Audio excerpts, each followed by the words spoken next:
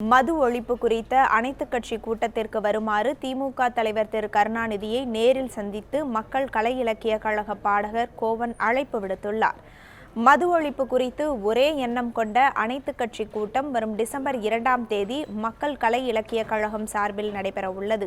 இதற்கு அதிமுக, பாரதிய ஜனதா கட்சி தவிர்த்து மற்ற அனைத்து கட்சிகளையும் சேர்ந்த தலைவர்களை பாடகர் கோவன் நேரில் சந்தித்து அழைப்பு விடுத்து வருகிறார். அதன் ஒரு பகுதியாக திமுக தலைவர் திரு கருணாநிதியை அவரது இல்லத்தில் சந்தித்து பாடகர் கோவன் அழைப்பு விடுத்தார். இந்த சந்திப்பின் போது திமுக பொருளாளர் திரு மு.க. ஸ்டாலின் உடனிருந்தார். அதிமுக, பாரதிய ஜனதா கட்சி தவிர்த்து அனைத்து கட்சி தலைவர்களையும் சந்தித்து அழைப்பு விடுக்க இருப்பதாக திரு கோவன் தெரிவித்தார். டாஸ்மாக் கூடாது என்கிற மனநிலை உருவாக்குவதற்காக ஒரு இயக்கமாக நாங்கள் செயல்பட திட்டமிட்டிருக்கின்றோம்.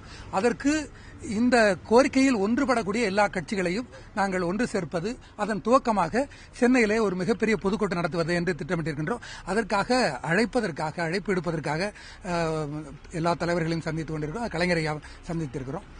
நன்றி கூறுவதற்காகவும் நாங்கள் வந்து நன்றி தெரிவித்திருக்கிறோம். அவ்வளவு.